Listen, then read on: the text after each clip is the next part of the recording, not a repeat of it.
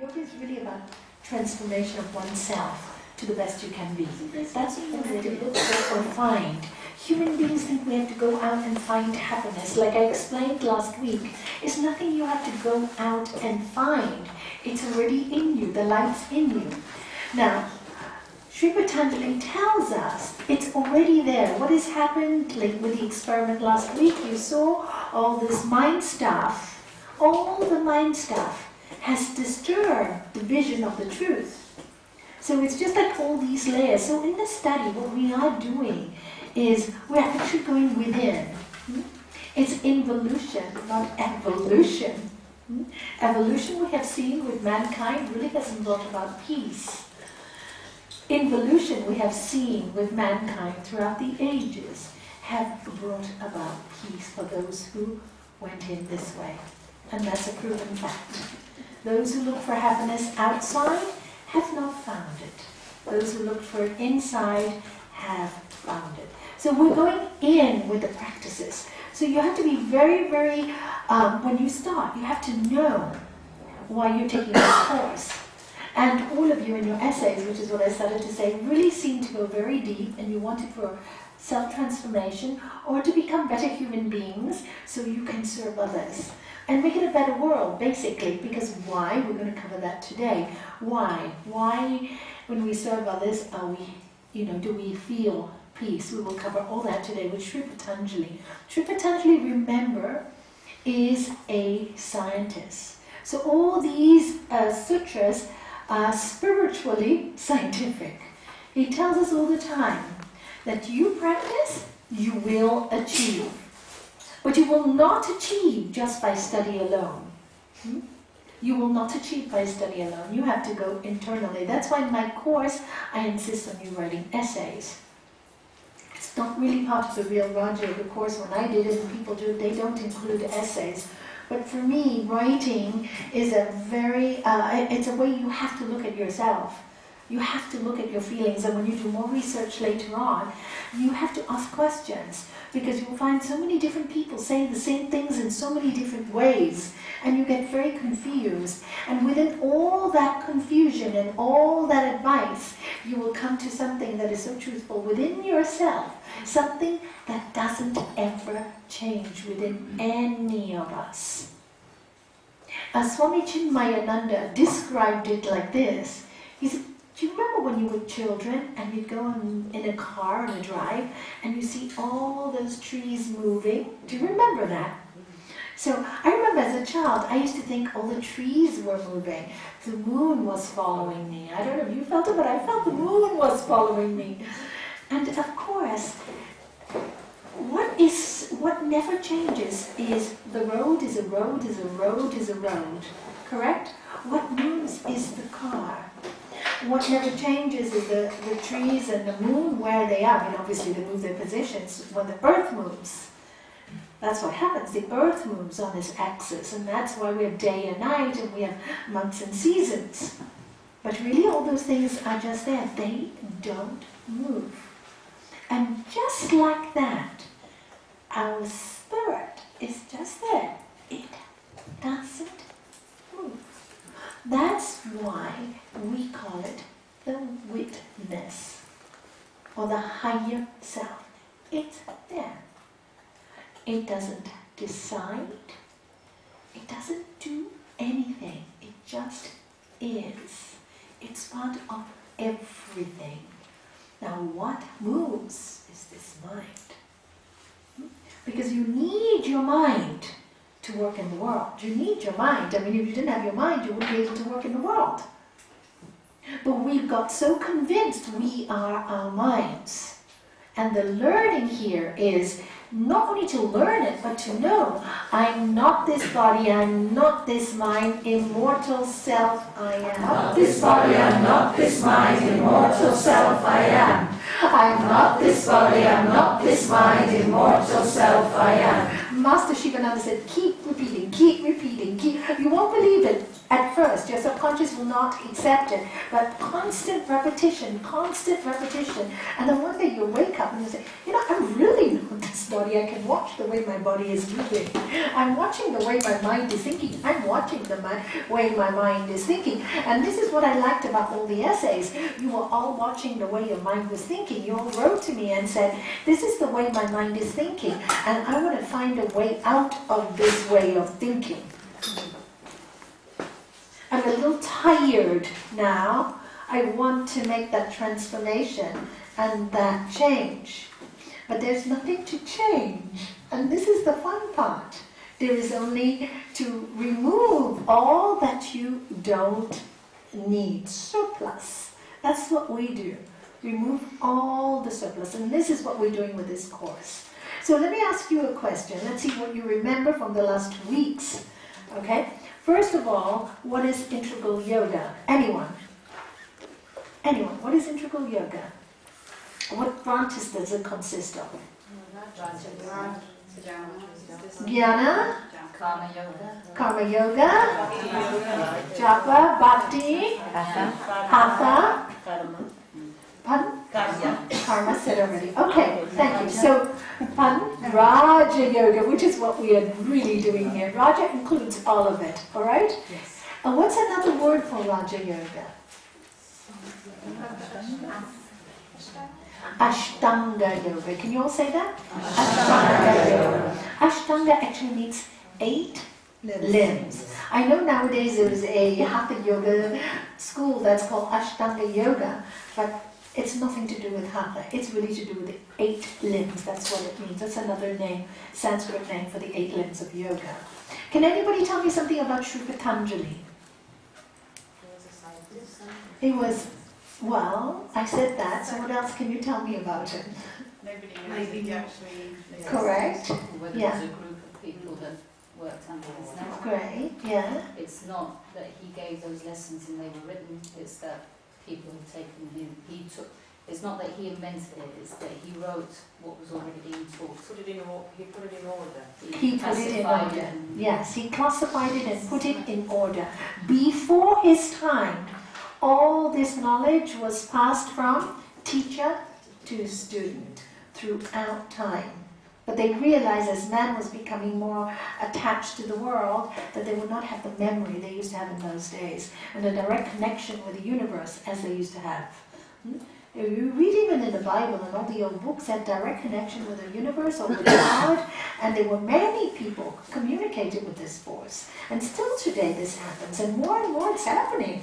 It's great. People are reawakening to this gift of communication with the highest. I mean, babies do it naturally. They do it naturally until they're 7 years old, or they're told when they're a child, don't talk funny things and don't say this and don't do that, and they lose the connection. And you know, we had a special needs workshop here this weekend, and you really could see the connection of the soul and the spirit. You really could, couldn't you see? Especially with that autistic boy, Antonio, absolutely. You could really see that he was so aware of his past lives. Never done Hatha Yoga before, and when our teacher Joe was doing it with him, he just, like he'd always done it. She asked him, how do you meditate? And he sits with his crossed leg and he goes, who taught you? I just know it. I just know it. Well, I've seen this before many, many times, and one particular time I was remembering when I was in Barcelona teaching a children's class. They asked me if I would do a children's class, so I did. There was a 6-year-old boy, and he was, so I asked them all to sit down with me and meditate. Close your eyes. And then suddenly he goes Indian on me. This one. And he goes, I'm a priest, and I have 3 marks on my head. 3, which is, if you go to India and you see the priests, they have 3 marks. And then he says, there's the elephant god, Lord Ganesh, right? Please, would you take a chair? Are you sure? If it's too breezy, just move that back, and you will be in the breeze, okay? So Lord Ganesh, which is our Lord Ganesh, and he's there. And I said, how do you know about him? And he says, I know. And then he does a mudra, this mudra for me, which is Abhaya mudra. Most people don't know, it means fear not. Buddha does it a lot. You will see it. Lord Jesus also, the hand. But fear not. Abhaya mudra. And he does Abhaya mudra for me. So where did you learn it? He said, I just know. So I found out later from the teacher that his parents thought he was not well. That there was something wrong with him. So he was actually on Ritalin. And they thought he was special, autistic or something wrong with him. So I said, there's nothing absolutely wrong with him. He's recalling something, and the way he sits and the way he talks about Lord Ganesh. I mean, he didn't say Lord Ganesh, he called him the elephant god. And then he said to me he was a bad priest. He said, I was a bad priest. So he knew why he was coming back too. And so I spoke to the parents that evening. I said, please don't give your son any medication. There's nothing wrong with him. I can confirm. But I want to ask you a question. Do you study Hinduism?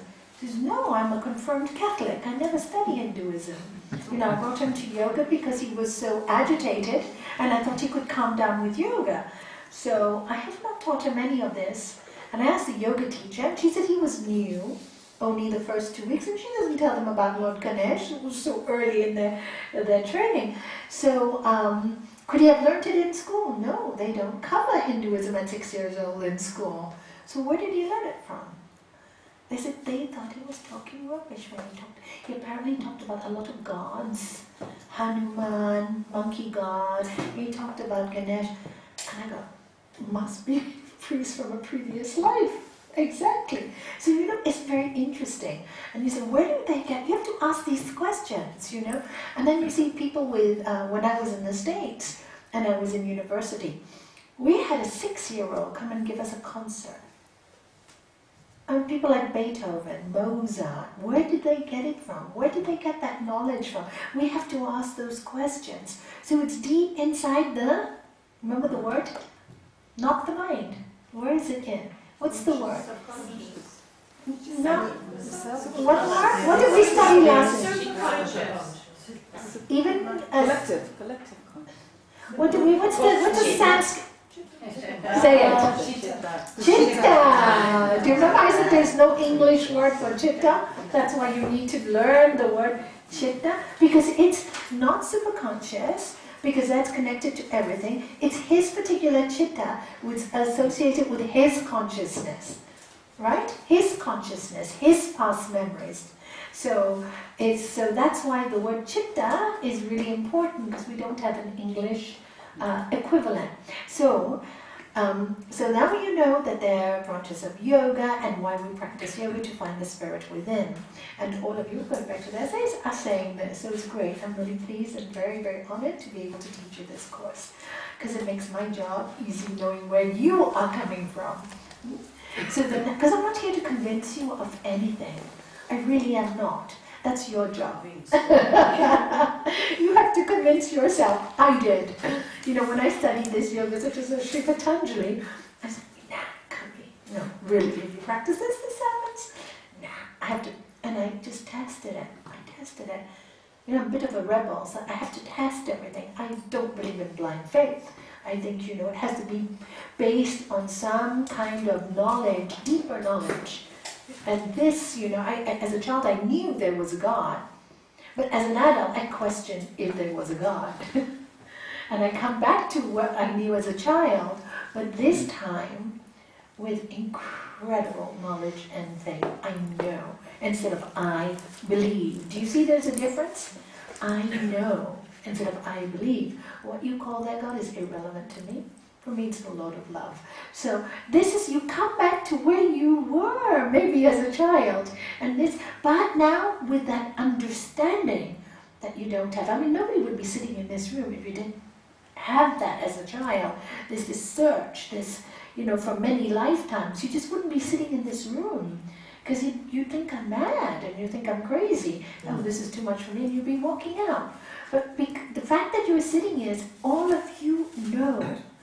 And it's very exciting to see that you are going to find that knowledge, because it's within you. So long as you keep remembering, remind yourself throughout your journey, The truths lie within me. Will you all say that? The truth lies within me. I mean, yourselves. The truth lies within me. Yeah, keep reminding yourself, whenever you want to do this, the truth lies within me. Also, when you're doing this course, you'll get a lot of people telling you, this is part of the test. What you're doing is mad, that you're going to be going crazy, etc., etc., etc. Listen, stay steady. Don't debate. Got it? One of the wonderful things that I learned with this course, wonderful gifts. Prior to learning the course, I always had to prove myself right from my beliefs. And the more I tried to prove myself right from my beliefs, the more agitated I would get. Right? They said, I believe, why don't you believe it? And then the person I was trying to convince would never accept it. And so I learned, thank God with this course, acceptance. This is the way they know it. So if they don't agree with me, the strongest power I have is not giving my energy away. So if they don't agree, fine, that's your opinion, no problem. Absolutely no problem. There's nothing to prove. What are you proving? I'm right, you're wrong? Then you're not getting it again. You can say, well, try and see it from my point of view. And if they won't, you try and see it from their point of view, where they are coming. But don't debate. You sell yourself short. Because you know what they're doing. They want this. They want the debate. They want the argument. It's like when two people argue. Well, you did this, you did this, you did this. It never stops. It's fire upon fire. But one person says, okay, if you really feel that I've hurt you, I'm sorry, let it go. The other person has to think. Just say you're sorry. If you really believe it, I know I haven't done it to hurt you. I know I haven't done it to hurt you. But if you really believe it, I am sorry. And that's all it takes. But really humbly from your heart. Because that's the person's mind. They really believe you have hurt them. And by trying to convince them that you haven't, they're never going to hear you. They're not. You can take 1,000 years and they'll still try to prove that they're right and you are wrong. Drop it. Be the stronger person. Don't debate the small stuff. Remember, in this course, do not debate the small stuff. If you're going to debate anything, make sure it's for a higher good. If you're going to fight for children's rights and serve those in need, yes, then you can. Because that's where your calling is, that's where your passion is. But today, to debate over this small stuff is such a waste of your energy and your power. And what will happen to you is your prana, what we call prana, which is your cosmic energy, will deplete. It will deplete, making you very tired, very exhausted, and very negative. It will drown you. And the person who does it to you is you. So will you learn that very quickly, all right? So now we go to Sutra 1. Last week, what was Sutra 1 about? Anybody who remembers? Yoga. Yes, all it says is now the exposition of yoga is being made. Correct. Sutra 2, which you all have to memorize. Can you all say it? Yoga Sita Vritti Niroda. Again. Yoga Sita Vritti Niroda. Again. Yoga Sita Vritti Niroda. In English. The restraint of the modifications of the mind self is yoga. The restraint of the Modifications of the mind self is yoga. And what does that mean? One person, tell me. To have control over the thought waves. Yeah, to restrain is a nicer word. Control, we have too much control in this this world at the moment. This is one of our problems. So use the word to restrain the thoughts that come into the mind. All right? And thank you. And what happens in Sutra 3? When you do restrain, what happens? The seer abides in its own true nature. And what is your true nature? Peace, bliss. Yes? Knowledge divine. Thank you. Truth, knowledge, bliss, absolute. That is the nature. That is the nature of all that is. We've just lost it. Movement, but we asked to lose it because they have a little fun on earth. Otherwise it'll be peace, peace, peace, right? So that is your nature. Got it? So everybody is a light, and remember that. Okay, so, and then Sutra 4, what did we come to in Sutra 4? What happens when you are not in that nature? The other side. Thinking Yes. Pardon? Doing what you're thinking, or you think of yourself in the wrong way. Correct. You think of yourself in the wrong way. So you identify yourself with who you are physically. And this is where a lot of people get in trouble, right? Or commit suicide. But before I go on to say that, Tracy is here. Tracy, your essay, I love the saying you put in your essay. Procrastination is, what was it? Let me try to remember. Procrastination is opportunities. Thank you. I loved it. Opportunities assassin. I loved it. I have it on my fridge. I put it down. I got it from her essay. Procrastination is opportunities assassin. So when you see yourself procrastinating, ooh, because we talked about it last week, if you remember, how people just wait and never get to do something. So we go to Sutra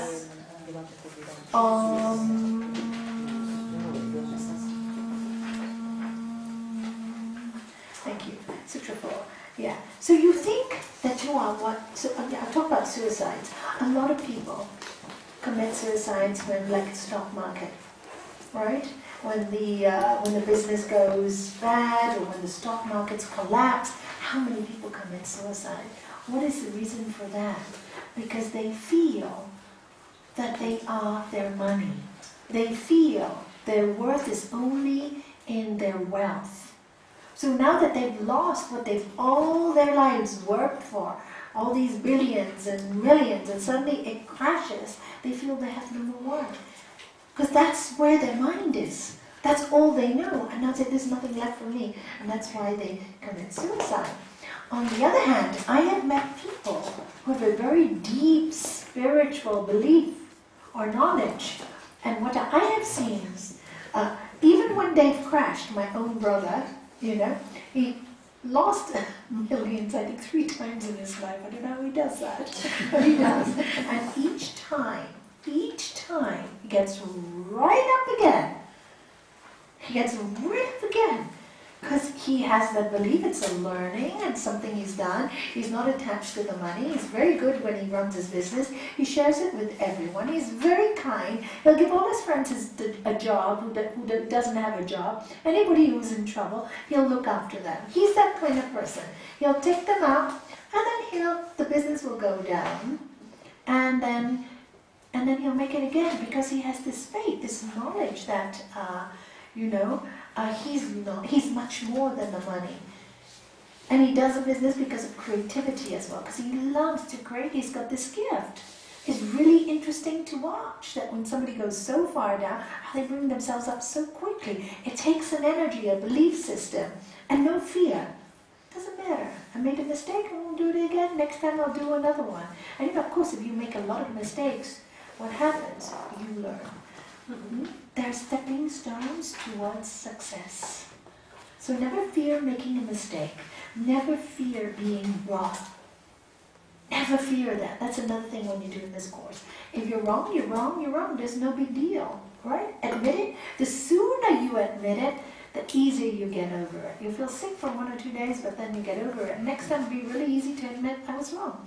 Easy and go, why did I hold on to saying I was right for so long and suffer? If I was wrong, I was wrong. There's no big deal. Don't try to be too smart. If you get yourself in trouble, you will lose your peace. It's okay to be wrong. We all make mistakes. Thank God we're human. By making mistakes, we have more compassion for those who do. And we realize that the imperfection is so perfect. That's another realization we will have when we accept our own mistakes and own up to them.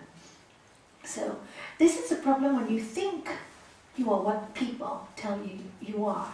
I know a person many, many people who are very beautiful suffer from this malice. And they're very, very beautiful. I've seen this because they've come to see me. They're so used to people, all very, very good-looking men. They're so used to people telling them that they're good-looking all the time. Oh, you're so beautiful. Oh, you're so stunning. Oh, you're so stunning. So they spend their entire lives looking for that, people who tell them that. So the one day or the one time they don't get it, you know, they get really upset and really angry. I remember I had such an experience with a woman who was absolutely stunning. Absolutely, I mean, stunning. And I remember one time we went out for dinner with my husband and a few friends. I was in a fashion business in those days. And there was this chap talking to me about business and with my husband. She got so angry with me at the end of the evening. I didn't even know why, because we were talking business about, you know, because I was creating in those days, and she, you know, this guy wanted to know how my husband and I put the business together, etc., etc.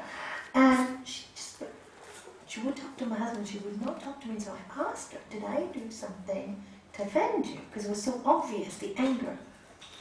And I said, this person was paying attention to you all night. Why? I'm beautiful. Oh, that was such a shock. Do you know, I really got a shock because I wasn't even, do you see, my mindset wasn't even there. But what I learned, I was studying my yoga in that time, my early years, and what I realized, instead of being upset, why she's so nasty to me, I immediately felt so compassionate for her. And I thought, oh, thank God I'm not beautiful, because if I ended with that mind and feel so upset over such a small thing, can you imagine your daily life? It's a nightmare. You're constantly looking for praise. It must be horrible to live in that mind. You're never at peace. You're always looking for somebody to say you're good or beautiful or beautiful. How can you be at peace? It's really, so remember, what did Gurudev tell me? Make peace your God. She made beauty her God. And I also met a male model. He was very, very famous in his younger life. And of course, when you turn 40, 50, they're not interested. They look for younger people. So he could never do much with his life after the age of 40. Always made redundant, always just couldn't get into a job because he kept on thinking he'll get more modeling jobs. Do you see? He was so attached to his looks that even when the looks were going, he couldn't accept. You know, most people would just go on and find something else to do, but I'm still good looking, even though I've got like 10 wrinkles now instead of 1. But the cameras don't want 10 wrinkles, I'm sorry. They want none. What can we do? We're going to get off. But to see that kind of suffering when you're so attached to thinking you're the body and the mind, for me, I think that's hell. You know, that is hell. To live like that on a daily basis and to live your entire life hoping for that physical miracle to happen, you know. It's like people. How many people do we know that all the time think, one day I'm going to make the big lottery, right? So they spend their entire life waiting for the big lottery. And procrastination is opportunity's assassin. They wait and they wait because I'm going to do it, because my friend wanted and this person wanted. And there goes an entire lifetime. So this is what Sutra 4 is saying. Is that very clear now? It's very clear. So this is why we say when you study yoga, you separate yourself from your physical, what people think about you. Because, for example, today somebody may love you and tell you, oh, I love you so much. There's so many divorces today, so anybody will understand this one, and so many breakups. Oh, I'm madly in love with you. And then I'm so in love, and so 10 years down the road, I can't stand you. You know, the same person you loved is now the person you can't stand, can't even look at, or can't even live with. See how all these things you connect with. So a lot of suffering can be released when you fix yourself. In the first place, you stop meeting the wrong person because you appreciate yourself too much to introduce you to yourself to a person that will bring you down. Whoever you're with will have to be on par with you or be up with you, because you will not allow anyone to take away your peace. So obviously you find someone who also wants peace as their goal. Do you see? Any relationship has problems, so don't worry about that. That's the spice of life. But it won't be traumatic. Do you know? It won't be a suffering. It's just part of life. It's a big difference when you don't suffer so much. So today we will go to Sutra 5 in our book. You got the book, good.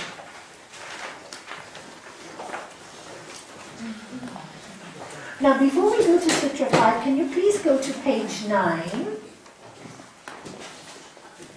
And if you see the last paragraph on page 9, the paragraph before Sutra 5, I'll read it to you. Behind all these differences, in the self, we never differ. That means behind all these ever-changing phenomena is a never-changing one. That one appears to change due to our mental modifications. That means your thought patterns. So by changing your mind, you change everything. If we could understand this point, we would see that there's nothing wrong outside. It is all in the mind. By correcting our vision, we correct things outside. If we can cure our jaundiced eye, nothing will look yellow. But without correcting the jaundice, however much we scrub the outside things, we are not going to make them white or blue or green. They will always be yellow. That's why yoga is based on self-reformation, self-control, and everybody? Adjustment. Did you hear? You adjust. What was I talking about? Adjust. It's no big deal. Adjust. When this reformation is accomplished, we will see a new world, a harmonious and happy world. That's why we should always keep ourselves free from these wrong identifications. So be very clear about that. Now Sutra 5. Will somebody volunteer to read it? Put your hand up so I know. Thank you, Rick. There are 5 kinds of mental modifications, which are either painful or painless. Okay, can you all know this as well? You don't need to memorize. Here Sri Patanjali, as a scientist, is telling us. As a scientist is doing his job. He's trying to make it easy for us so that we are able to restrain the mind. And he breaks it down and makes it so easy. So easy. Instead of there are millions of thought patterns, he says there are 5 kinds. But of all these 5 kinds, you can even break it down further. They are painful or painless. Note, he does not say painful or pleasurable, good or bad, because pleasure can bring you pain. Right? How many people, let's have a joy, right? Fine, pleasurable, you know? And then a few years later, they lose their brain power. Oh no, I'm losing my memory, I can't remember this, I can't remember. Oh, you messed with your mind, you never worked out your problems. Whenever there's a problem, let's take a joint, or 2, or 3, or 4, or 5. So you never use your own spiritual energy to fix it. So now the mind is so confused with all these, because these drugs they're mind transforming, and unless you're really super duper grounded, I mean, there are very, very few people that do use these, like the shamans and the shamans, you say, or in India you will find some people. But it's a very dangerous practice, they tell you, because you have to be so grounded, so firm in your belief that when you take these, they enhance you to the highest. And when you get to the highest, you can stay there. I remember Krishna Das. Do any of you know Krishna Das, the mantra chanter? Yeah, we went to a workshop by him, and he was on drugs when he was met with his guru, Neem Karoli Baba. And what happened was, he told us he was on a lot of drugs, and on one of his experiences, he said he saw Lord Jesus. He saw Lord Jesus, he had the vision, but he said, he couldn't stay. He came back down with a crash. He had this great experience, but when he came back down into his body, he couldn't assimilate that knowledge. He couldn't. It was so real, and suddenly this world became so unreal. But he had no knowledge of the two worlds, so he moved the Kundalini without any grounding. So he became very sick, very agitated, and this is why they say don't meditate without good grounding. You can understand why the church says don't meditate, but they don't explain why. Because if you don't have good grounding, and you go and take all these practices, oh, awaken your Kundalini, I can do it, let me give you Shakti, I give you energy. But if your body if you're not assimilated and you're not grounded, if you're a person who gets extremely emotional, then and you don't know what you're doing, what will happen? You will magnify the negativity in you. See, it's just an energy. The source is just an energy. What did I say the first class? Would you put a hairdryer that is 120 watts into a 220 socket? You would not. What will happen? Explode. And I have seen people explode who are overzealous in their practices without grounding themselves in the 8 limbs. And as we study what the 8 limbs are later on, you'll see why they're not grounded.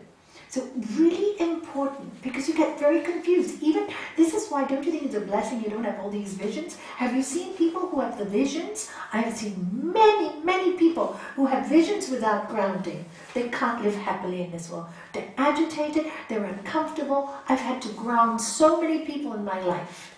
And they'll say, I'm talking to the angels, but they can't get on earth. They can't cope with home. They can't cope with children. They can't cope with family. They can't live. They're in like a state where they don't enjoy that or this. They don't enjoy either. So it's kind of really, for me, limbo can be comfortable. If you're in limbo and you're not clear, even when you're not clear in your own decision, are you comfortable? You're not comfortable when you're in limbo. So imagine being in that state all your life. Oh my God. And I see them, they're so agitated. And because they're so agitated, the outside world, everybody who meets them is agitated. They have the worst relationships. And they say, why? I pray so much. I see all these things. Why does this happen to me? Why did people treat me badly? It's no grounding. Then I have to teach them the yamas and go all the way to the beginning and grind, I have to make them see simple things like television programs, like things that will, bring them to earth, something simple, a movie, whatever, so that, because they're all the time in that state. So being grounded is extremely, extremely important. Otherwise, what's the point of being in this earth? We might as well not be here. Okay? Are you understanding that? Okay. So when you practice, you have to be very grounded. And you always have to keep clear again, it's about self-transformation, self-control, self-adjustment. And then you understand why Sri Patanjali tells you everything can be painful, painless. Or my master says selfless or selfish. And this experiment I've done for years. And actually I find his way, selfish or selfless, it's very truthful. Mm-hmm. I find that when I want something selfishly for me, and I want you all to do this exercise this week at home, right? Write it, notice at home, write it down. This week, I have to notice, when I'm saying I want, I need, what happens to you? Alright? When I'm repeating I want, I need, what is happening to me? What am I feeling? What am I feeling? I don't want you to judge it. I don't want you to say that you're wrong or right in wanting it. Or saying I. There's no wrong, there's no right. I don't want you to judge yourself. All I'm asking you to do is witness yourself. Got it? Can you see the difference? No judging allowed. Oh, why is my mind like this? No. It is like this. Accept what it is. Alright? I just want you to witness. Do the exercise. When you're into I need, I want, I have to have. And when you're into that mode, how are you feeling? And how are you feeling when you do a bit of karma yoga? And what is karma yoga? Serving with joy, you know. How are you feeling when you make a meal with love? How do you feel when you, I have to cook for you tonight, I don't really want to. How do you feel? Doesn't mean you have to cook the meal if you don't feel like it, which is what a lot of people make that mistake. You don't feel like it, all you have to do is apply truthfulness. I hope you don't mind, I'm really tired tonight, don't feel like cooking. Let's have a salad, or let's have a toast. No big deal, nobody would mind. But because we don't want to accept that we're incapable, we are feeling that way, we make ourselves martyrs, we'll cook a meal and say, I cook for you. Do you see what I'm saying? You all know it. It's a very typical thing. It's a very, and saying the males the same way. We are no difference, you know. So when you do it, when you do something out of love, and this is what we're doing with this yoga study, trying to do everything with love. And you don't feel like doing it with love, it's okay. You can say, look, I don't, you know what? I'm not comfortable doing this yet. Because I'm going to do it for you, but then I'm going to be angry with you and angry with myself. What's the point? I don't want to be a hypocrite. Forgive me. When I'm strong and I can do everything from that place, I'll do it then. Do you know? Just give yourself that time. Otherwise, you will feel in painful mode. Right? Like Sri Patanjali says. And who's given you the pain? Oh, God made me suffer. What a lot of nonsense. You did it to yourself. Okay? That's the kind of thinking. What a lot of nonsense. I did it to myself. Poor God, what did he do? You know, I tell this story so many times of the woman who tells me, I've been to church every day for 2 years lighting a candle. God doesn't hear me. I said, I think you're not listening to what God is telling you. You know, that is the truth. You're not, you're getting a message, but you don't want to hear that answer. You want the answer that you want. Sometimes the answer that you want, the way you want it, is not good for you. And when you study the science, what will happen to you is things will start, it's like a jigsaw puzzle. Oh, now I know why I suffered this, and now this piece belongs here, and why I had these parents, and why I had that childhood, and why I had... It's like a puzzle, and suddenly all the pieces fit. And instead of seeing everything disjointed and painful, you see a perfect tapestry. You really do. You see, that's why they call it sutra. You read... You're making the picture beautiful, your tapestry. Have any of you done cross stitch? You know, when you buy these things that are ready designed, right? The design is there, right? It's dull. When does it come to life? When you stitch it, and then it becomes beautiful. For me, I see life like that. This is how I could understand these teachings. The plant is perfect. Now, all I had to make it come to life. And there's a few ways. If you just do it, and you know sometimes when you cross stitch, you pinch yourself, you clip at the back, you get a knot. If you've done it, I did it as a child. And you get a knot, and I made a mistake, and the back is so messy, the front is quite nice, the back is so messy. But you look, and you say, no, it doesn't matter, nobody can see it. Then when you go further down, it gets worse and worse, till everything gets in a mess, and the front is even a mess, right? But if you take your time and you do it slowly, and every time you do the wrong thing, you take the knot out and you're a little patient, finally when you finish the tapestry, the back and the front are both beautiful. See, that's why I say God's plan is perfect. We all have a perfect picture. It's what we do, how we sew, how we bring out the colors. With joy, we do it with joy. Wow, I'm so excited to do this. Why would you do it with joy? To put it up so everybody can enjoy it, right? You don't actually do a tapestry and then put it in your drawer, do you? Most people will hang it or show your mom or your dad, or your friends. Oh, how pretty. They enjoy, oh, how did you do that? How clever. To share that talent. To share it.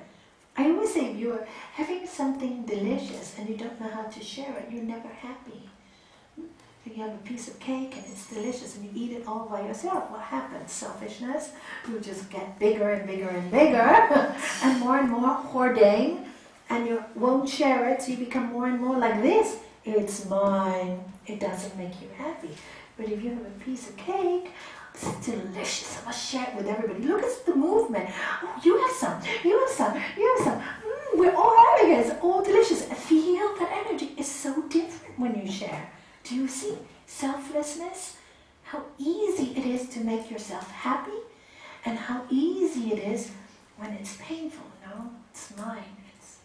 I don't want to share it. You know how hard I worked to get it?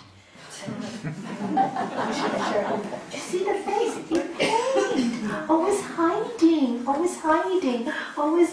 And one day, guess what? You're going to die, and even though you do that, it's still not going to ever be yours. Nalanie, can you come and talk to my class, please? I would love to. I would love to. Thank you. I'm so determined to get into school. That's why I get so happy when teachers come. Do you know that? I get so happy when school teachers come, because I know you'll incorporate it in your schools. You will, in your own way, very cleverly. You know, I went to St. Christopher's many years ago, and they asked me to give a talk there. And so, you know, of course, I walk into the class and I tell these children, I say, Om Shanti. And he looks at me strange. And then I go, you know what that means? You and I, together, thank the universe, respect ourselves, and honor you. Not exactly those words, but that's what it means. You know, every time I say it, it comes out different. But and they loved it. Children loved it. And then I asked them, do you know, it's really interesting that you raised, because you remind me of that story. I often tell it in Gibraltar. I actually asked them, we were talking, at that time was the Japan earthquake many years ago, where 3,000 people passed away. Do you remember, a long time ago? And so I asked the class, what makes you happy? And of course, kids always say, Christmas presents, Christmas time. There were 6 and 7-year-olds. And then I said, oh really? And then one child put up his hand, was a boy actually. And he said, so yeah, I asked the question. I'm trying to remember the scene. Yeah, I asked the question, and you love getting presents, and that makes you the most happy? And the boy put up his hand, and he said, no. He said, it makes me so happy when my mother opens the present I bought her. He said, that makes me really happy. And then, and I said, who else feels like that? Then another hand goes up, another hand goes up, another hand goes up, and the whole class goes up. I said, you see, you feel happy when you do good things, don't you? Yeah, we do. And I said, and then I asked them another question. Which of you always complain at home? And they all said, yeah, we do. And how many would say you're not happy? And all of them put up their hands. Then one boy also said, but I am very grateful for my life. And I said, why are you so grateful? And he said, because I heard my parents talking that 3,000 people died in Japan because there was an earthquake. And I am happy because I'm living here. See the understanding that And so I said, now do you know why bad things happen? Bad things happen not because God punishes us, but sometimes they happen for us to learn to appreciate where we are. So an exercise I made them do, which I always do with my children's class when I used to teach them, go home, do something really nice for your family. Go home and make it a habit. Make it a habit, write it down, come back, report to me what happens. And then one child, oh, this was really sweet. I'll tell you this story. Thank you for all these good memories. There was a child who said her parents were always arguing, and this wasn't at the school. This was at my yoga classes when I used to teach in the old days children. And their parents were always arguing, and she was so upset because she loved them both, and she was so angry with both of them. So I said, try one thing. What should I try? So next time they argue, don't get upset. I want you to take your hands like that and walk through the room. Om Shanti, Om Shanti. Did your daughter do this? Nalanie told me to do it. When she says Nalanie told me when Mummy and Daddy argued to come out and say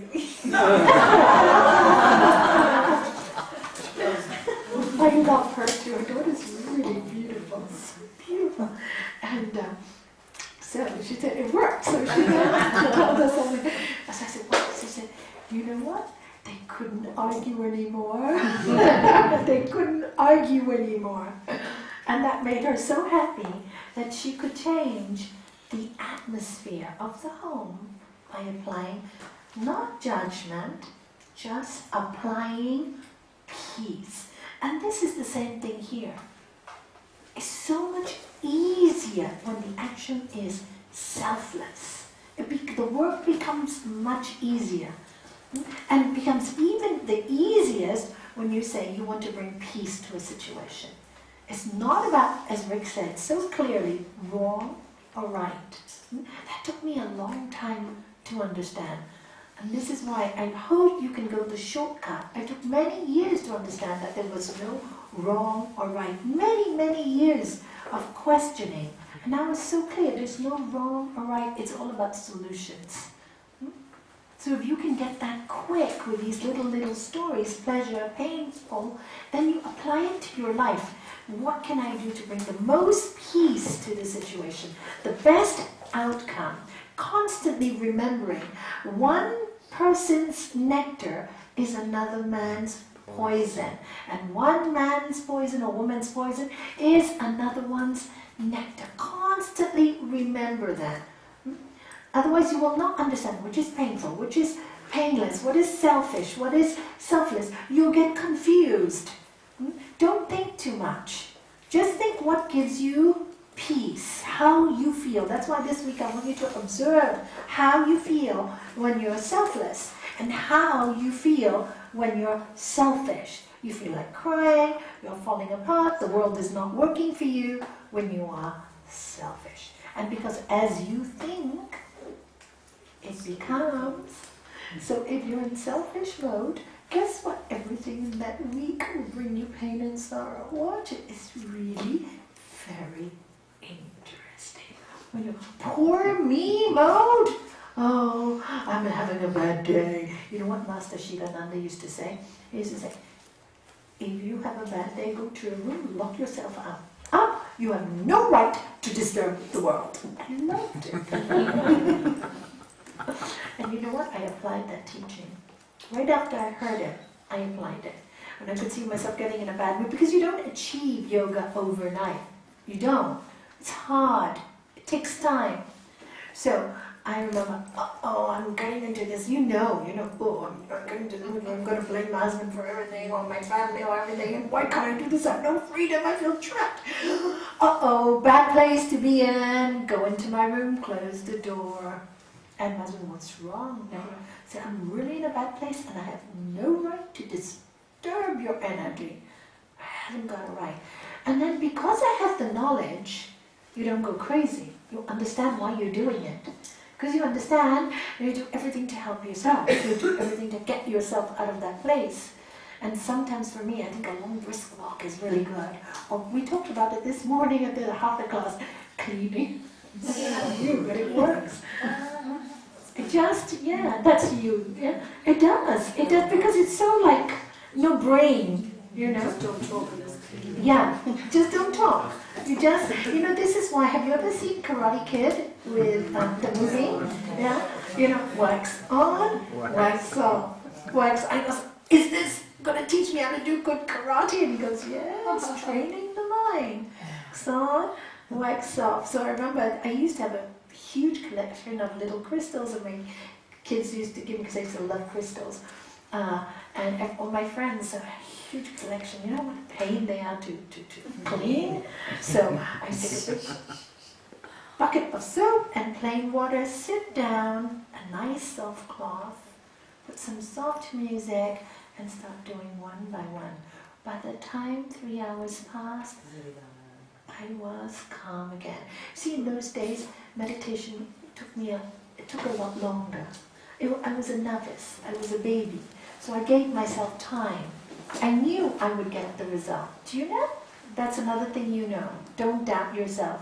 I know I'm going to get the result. But time, whatever it takes. If I don't get it in this lifetime, at least every day it's better. One good thing, I cleaned all the crystals. And I did two good things. I didn't harm anyone. That's it, yeah. Yeah, I didn't harm anyone. Otherwise my words would have come out icky. Oh, yucky. So, and nonsense, because when you're coming from a selfish place, I want, it will be poison. But when you're coming from a neutral place, and you say something that is not very nice to someone, it's not poison, they will think. Because they know you're coming from a neutral place. Children know when the parents get hysterical, don't do this, don't you know I have to rush to work? They react. But they know when the parents come from a neutral place and say, your bedroom needs to be done.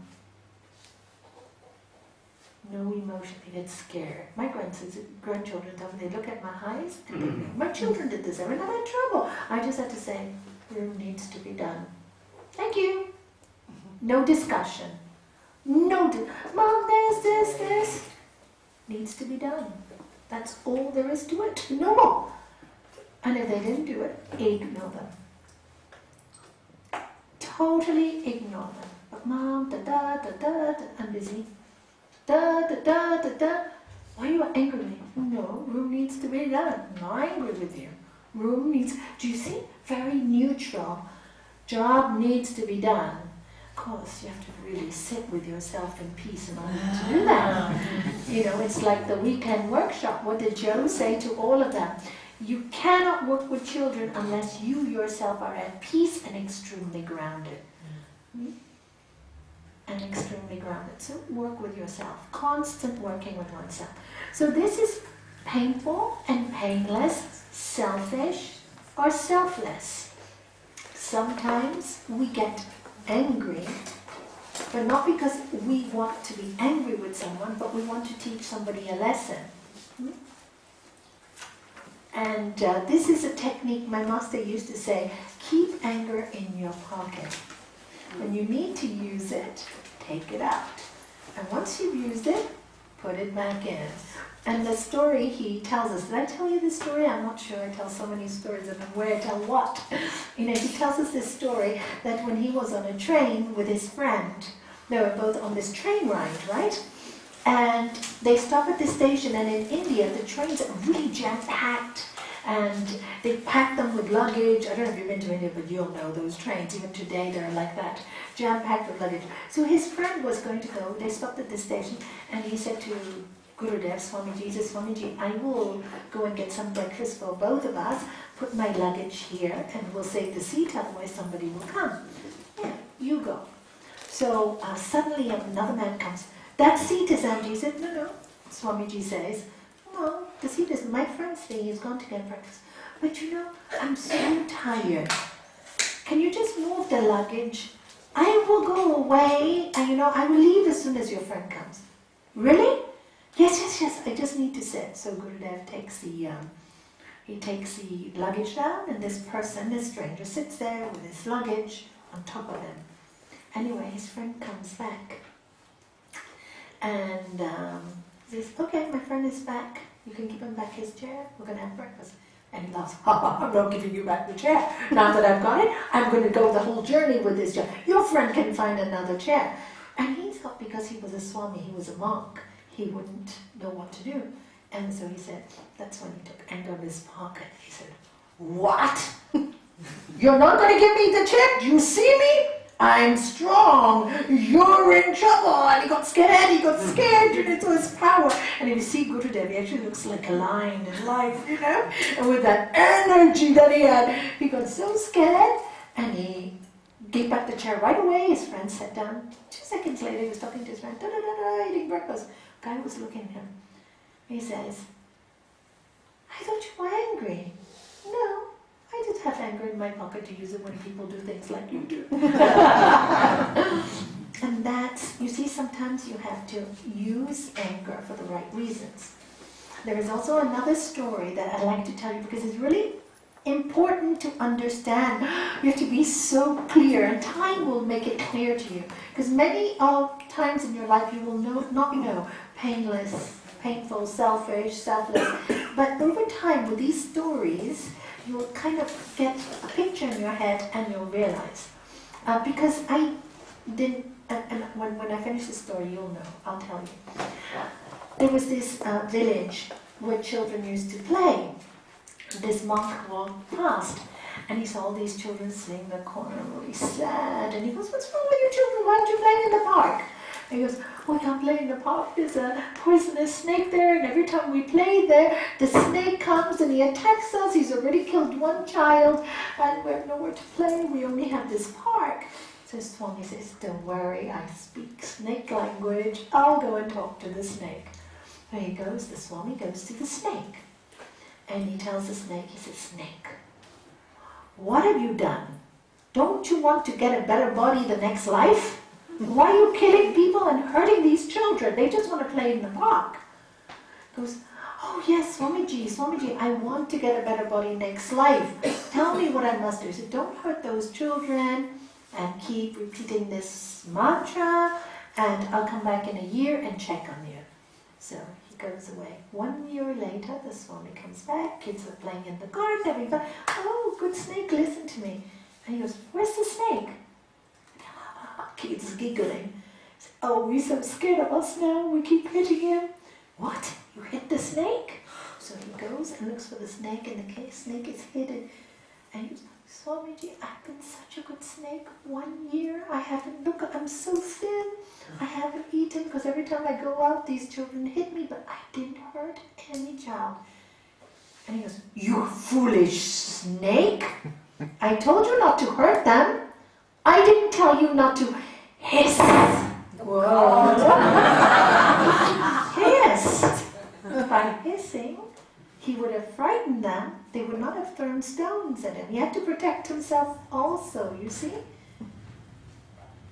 And you know, many parents have children that are bullied in school. They say, oh, just take. No, you have to hiss. You don't hurt. You don't teach them to hit or beat back or hit their heads. You tell them, is it somebody's phone? Yeah. So you tell them, hiss. You know, I remember when my granddaughter was being bullied and was young. She was young. She was only 3 in school here, and she came back one day and told me. I said, you need to hiss. I told her this story. I tell them all these stories. She comes back. She said, Grandma, I tried it, but I'm so small. Really so little. Even now at 8, she's still petite, and he doesn't believe me. So I go, okay. I said, don't worry. So I went to pick her up one day from school. I said, where's that one? I said, that one. I went up to him. I said, you're Antonia? Yes. I said, you dare. You just dare touch my granddaughter one more time. I looked at his eyes. I'm not frightened of anyone. You watch out for me. Never touch her again. Sometimes we're needed to protect those who cannot protect themselves.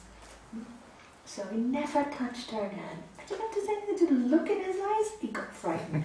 So sometimes we have to use a little, you know, but in your pocket. Poor kid, he was a sweet kid. I felt bad I hurt him. He was so frightened of me. You know, they're really kids. Kids don't, they play, that's their thing. We don't teach them, they don't learn. It's not their fault they're bad. They're not bad. They just need to be taught. That's all. That's all. They just need to be taught. So I'd like to go home and study selfish and selfless, okay? Or painful and painless. For your homework, I'm going to give you next week. Then he tells us about the different types of knowledge. Remember, he breaks them into 5 kinds of mental modifications. So you see, this is a chest of drawers, and we got 5. 1, 2, sorry about the drawing, 3, 4. So 1, 2, 3, 4, 5. The first one is, so you put compartments in your brain. Right knowledge. Can you all say it? Right. You have to know this. You have to know this because when you're in trouble, all these things will come back to mind and you'll know where you're coming from. Alright? They'll help you. If you don't know it, it's not going to help you. It's going to be wasting your time. You need to know it. Okay? Now, right knowledge is the first one. And it consists of, who can tell me? Read it again. Direct Perception, direct inference, and scriptural testimony. inference, and scriptural testimony. Okay. And okay, so what does this mean? Here's your first thought process. Direct perception. What you see is what you know. Correct and incorrect. When you see something, like for example, hi Amparo, I see this is Amparo, unless there's a second look-alike, she's Amparo. So direct perception, I've met Amparo today. So that's direct. What you see, this is a glass of water. What you see, you know. There's nothing in it. Just that's how you know. This is knowledge that is correct. Inference.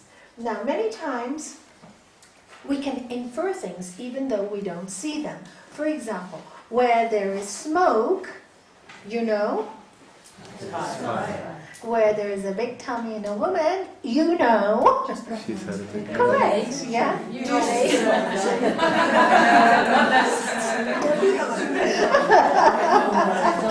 So do you see, there are certain things you can infer, all right, in your life.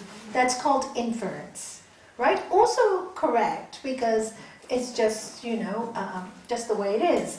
And then the third one is scriptural. You look at the bottom 3 lines. Scriptural testimony. The basic truth in all religions is the same. The individual is by nature divine. 2, page 10, the last 3 lines of the page. Are you there? Page 10, go to the bottom 3 lines. Everybody there? Yes. Okay. 2, to realize that you need a pure heart. Blessed are the pure, they shall see God.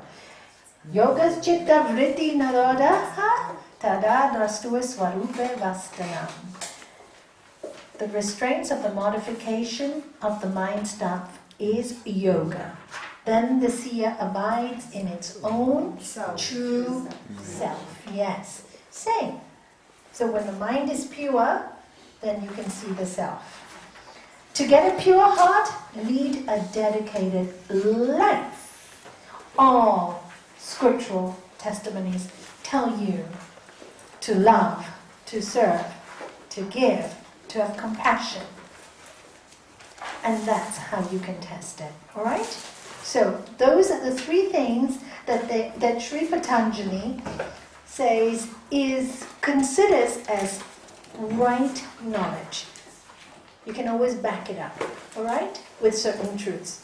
The second one he talks about is misconception. Now, these are different thought patterns that live in the mind. These are vrittis. Can you say vrittis? The word these thoughts, if you think of these, all these squirming thoughts in your mind, vrittis, okay? Second one is misconception. How many times we misconceive things? How many times in our life one person will see it in one way, and so many times when I discuss things with people, and I say, but you know, you're really saying it's the same thing, but from different directions. You know, how many times I've done that with people when they come to my office for consultation, couples, friends, upset, and I go, saying the same thing, but coming from different directions. So you're misconceiving each other, you're not understanding the situation. One of the famous very famous Sanskrit story that is always used, when you're teaching, you always use this story, is for people to understand. This is how dramatic things can be when you don't see things correctly. There's this person walking, they were all camping, and she's walking in the dark. And suddenly, it was twilight, things are going really dark, and she sees this snake, and she goes, help, help, help, help, getting screaming, and crying, getting upset, so the neighbors come out of the houses, what's happening, somebody brings a torch, puts it on the ground. Guess what? It's only a rope. You see, many times in our life, we think things are going to be so bad. Oh, there's a fire. Kids get really scared when they heard about this big fire. Oh my God, what's going to happen? They say it's going everywhere. It's coming near me. And then it gets exaggerated. And then they see a little spark. It's a fire. See a candle burning. Granny, there's going to be a fire. No, it's only the candle. Don't worry. Because of all this misconception, right?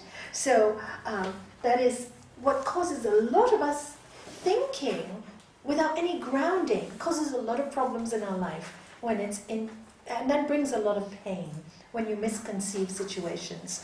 All right? Then the other one that is there is also verbal. Can you all say it? Verbal Delusion. And we have the perfect example in this day and age. Advertising, political displays. Oh, I promise you this. They get into politics and forget about you. Verbal diarrhea. No, verbal diarrhea. Verbal diarrhea is when a person doesn't stop talking, going on and on and on. That's like non-stop. Verbal delusion is when it's not based on truth. Not based on truth. Gossip is another one. Random gossiping, when you really don't know.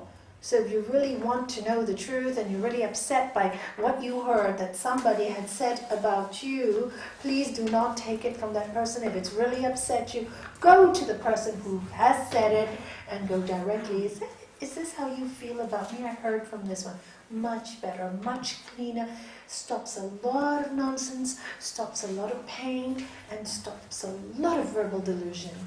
And anyway, that person will never talk about you again because friends will say, why did you tell her that about me, which isn't true? Great, you may get a lot of enemies, but there'll be no nonsense and you've taught two people not to lie.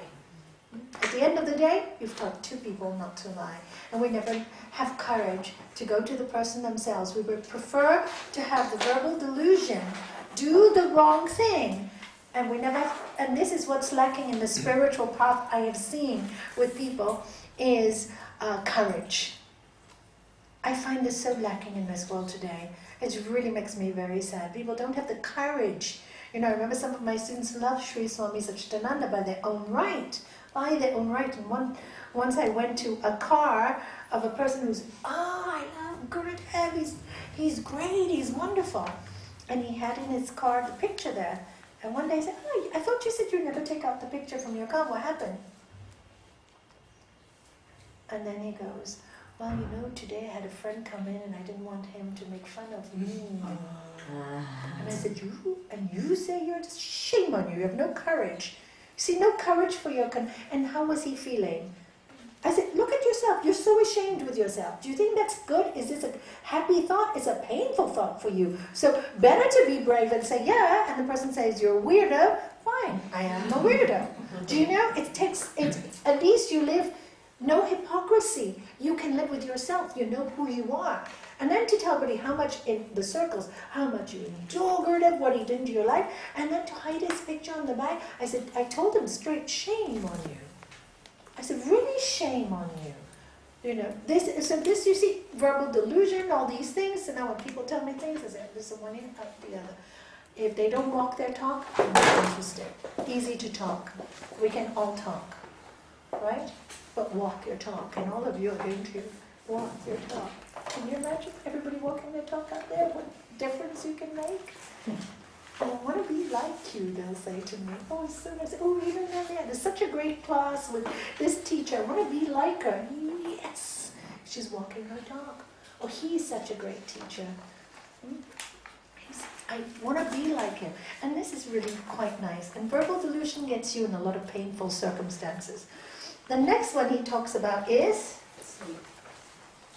Thank you. Sleep. Well, we all know when we're asleep, we all have thoughts. We all have thoughts. Dreams? How many times you have dreams? And sometimes you think your dreams are so real, and they really affect your daily life. And I'll give you an example. When I was 24, this is really quite funny, I had a dream that my husband was having an affair, and it was so vivid because I dream very brightly. People tell me you don't dream in colors. I certainly do. I see colors very clearly. And I had this dream he was having an affair, so when I got up in the morning, and I'm not violent, and I slept. I was 20. I never slept anybody in my life. I've never hit my children. And I go, ah! And he goes, what? And he told that story for many years. He used to tell that story. I said, well, my wife did. She talks about ahimsa. She slept. And I said, that's before I understood, that dreams were so vivid. So you should watch. A lot of mind stuff comes from sleep. And there in the book, Sri Patanjali describes sleep. Can somebody read that sutra to me, please? Because when you read it, it sounds a bit scientific, so I want to explain it to you.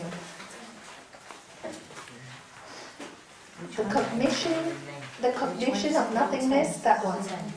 Number 10. Can somebody read that to me? Number 10.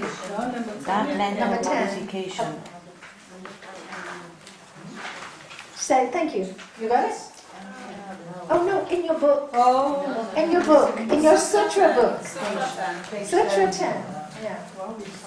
We wanted to read it. Okay? You've done it? Okay, Esther. That mental modification supported by cognition of nothingness is sleep. Okay, now it sounds very... Can you read it loudly one more time?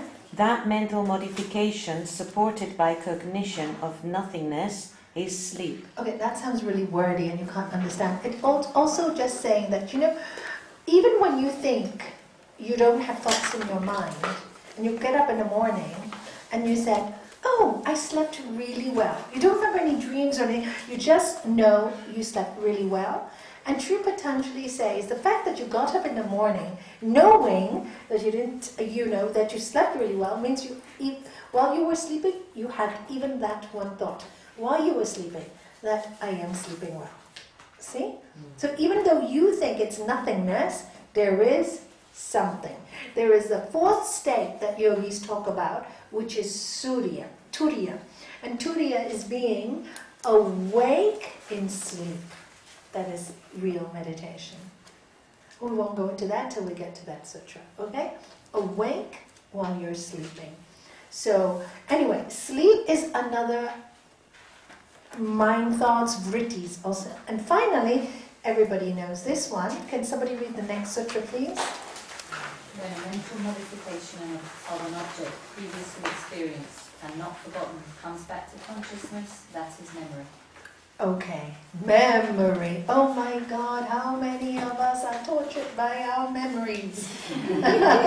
How many live in the past? How many? But she did this to me 10 years ago. It's 10 years later, why do you keep it in your brain? It's gone, over, finished. Talking about it over and over and over again will not change it. What do you have to do? Drop it. It's only a memory. It's only a memory. Tell yourself, only a memory. It is not fact anymore. It was a fact then, not now. And this is why when people see counselors or psychologists, it's really good, because the first stages is you need to find out what is wrong with you, and you really need them to help you there once a week till you understand what has upset you to bring you to this state. But once you know that, you don't have to spend another 10 years repeating the same thing. I'm in this state because my mother and dad did this to me. I'm in this state because my husband or wife did this. I'm in this state because life treated me so bad when I was young. I'm in this state because I suffered so much. Repeat, and I say, it doesn't work. This is why I find the sutras the best psychology ever. Yes, you find out what is wrong. Once you know, forgive it. Work at forgiveness, creative visualization, meditation, doing good deeds, compassion, understanding people, read books about forgiveness, etc. That's what you do to heal the situation. By constantly talking about something, you make it more alive in your mind. And then it's so alive that it becomes your monster. It eats you. It becomes your demon. Oh, I suffered with this all day, this memory, and you know it. It's a demon. It's really a demon in your mind. And but now there's a way out of it. And every time you realize it's a memory. I'm not going to make this my demon. I'll take this demon, make it into my friend. You come into my life to teach me something. What is it? Let me learn the lesson. I thank you. I don't need you anymore. Goodbye. I've already worked out you're my demon. I've already worked it out. Thank you very much. Now, what do I have to learn from this? And how can I live better? How can I let this go? How can I let this go? Teach me. Demon, teach me how I can let it go. Make it your friend. You make it your friend, it'll go away. What you resist will persist. All right? So, memory is one that so many people suffer from, the past. So forgiving the past is the only way, and this takes a long time. So be patient. Be very patient with yourself. But know, the day will come when you will get up and you will forgive. Just know. Take my time, but know, and be patient. But one day, you work so hard and you'll win that race. You win that race. So these are the 5 mental modifications, as Sri Patanjali tells us. You need to know them. They are right knowledge, come on, right knowledge, misconception, verbal delusion, sleep, and memory. All right? Now, so you compartmentalize your mind. And then he says, and we think of this as a chest of drawers, right? And then he says, close the cupboard with selfish thoughts. All this can be broken down to selfish or selfless. Okay, so you can break it down even further. So you become your best psychologist. For example, when you go into memory and go into past mode, say, what is that thought doing to me? It's painful. It's painful. Why is it painful? Because deep in my heart, I want revenge. Deep in my heart, I'm saying no, but I want revenge. I'm angry. I want something to happen. That anger, is it making me happy? Wanting that, is it giving me joy? It isn't. You have to be very truthful to yourself. No, it isn't. So what is the other solution? Make it selfless. Oh, I don't really want to have compassion for that person who's so horrible to me. Well, you'll have to develop it. That's the first biggest lesson I learned from my master on my very first retreat. In those days, there was somebody who was really quite horrible to me. And I used to use the word like hate, which I really find it hard to even use today. I look at my old diaries. Please keep a diary. Look 10 years later, you won't recognize yourself. What's changed? All the rubbish is gone. And I kept a diary and used the word hates and angry and strong language. And I thought I was a good person. My goodness, as I thought I became. So this anger was in me, and I went to this retreat, my very first retreat with my master.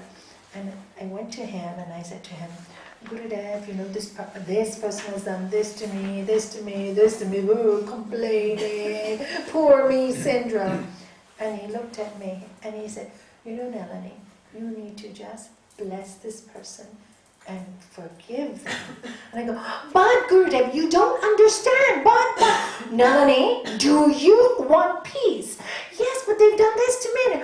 Nalanie, do you want peace? But Gurudev, you don't understand. Nalanie, do you want peace? Yes. Do it. But I go, but Gurudev, it's going to make me a hypocrite because I won't mean it. And he said to me, well, at first you will feel like a hypocrite. Every day you bring this person to your mind and you cover them with light and you bless them and you forgive them. And you will feel like a hypocrite. But just keep doing it, keep doing it, keep doing it. And one day it will become automatic.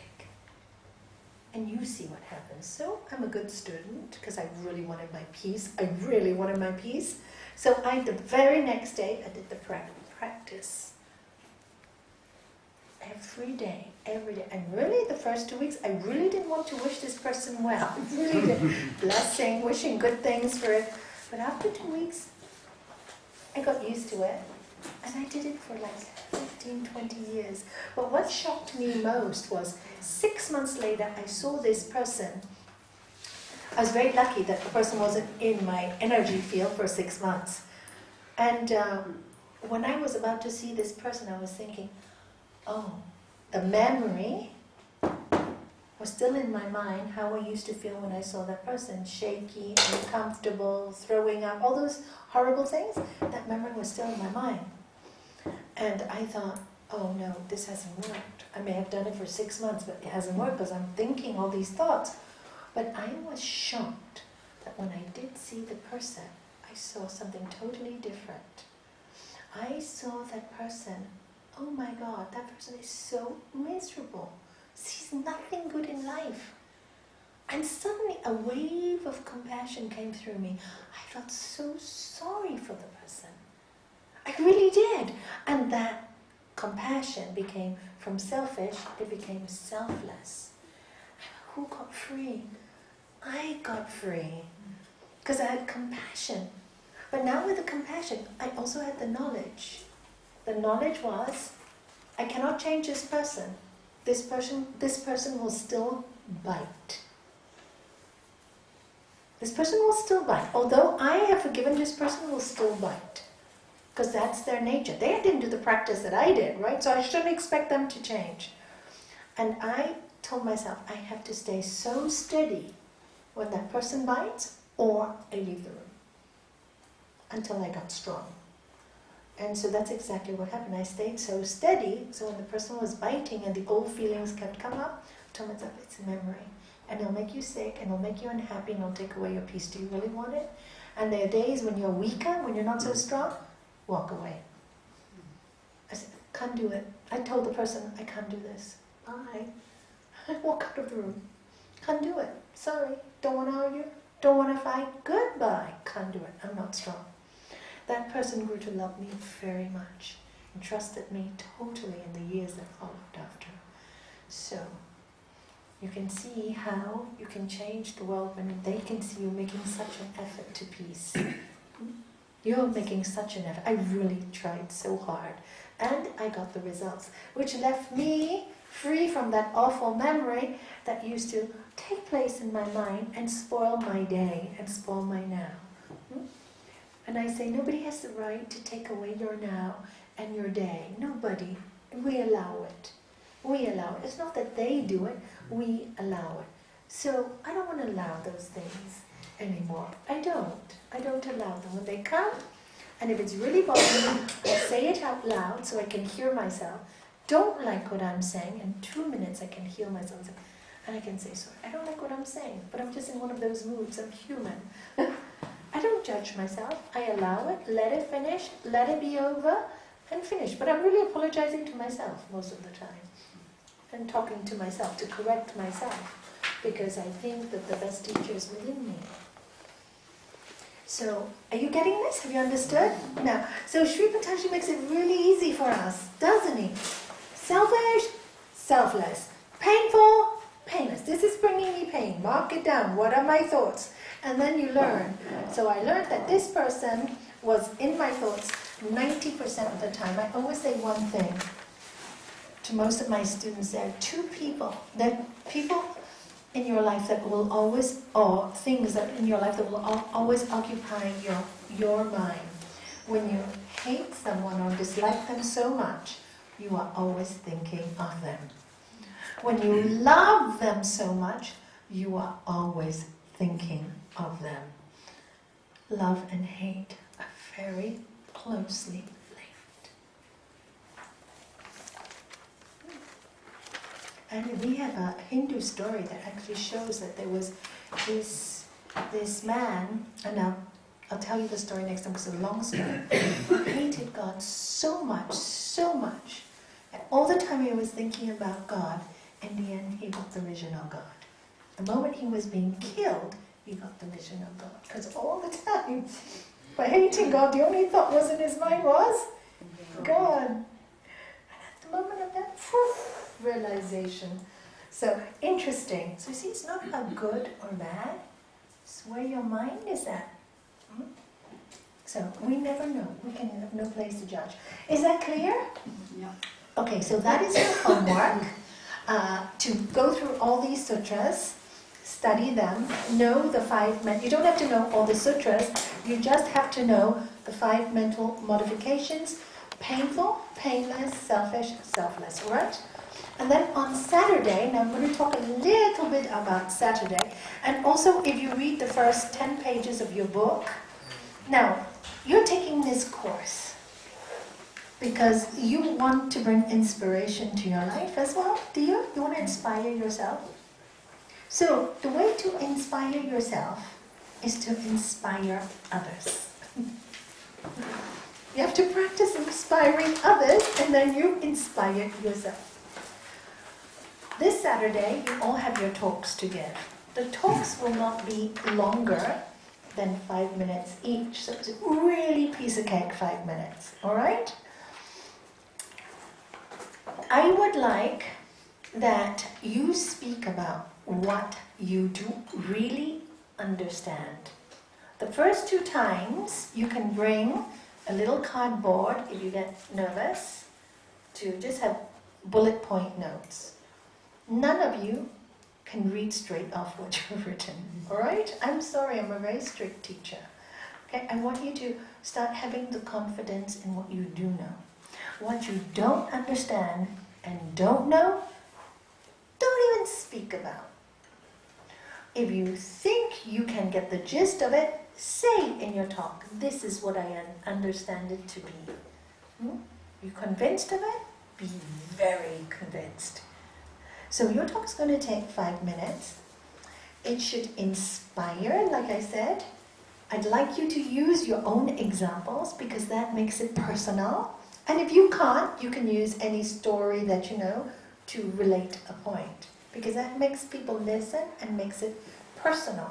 You can apply the information. We live in the 21st century. We need to apply this information to this century.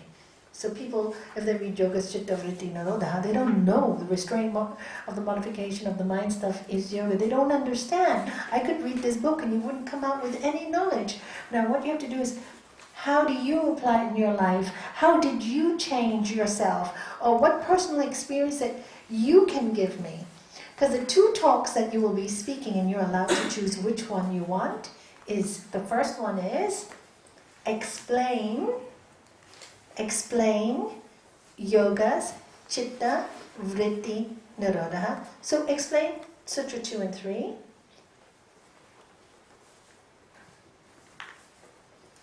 And the other one that you are going to, you have a choice of, is to explain painful, painless. That's sutra.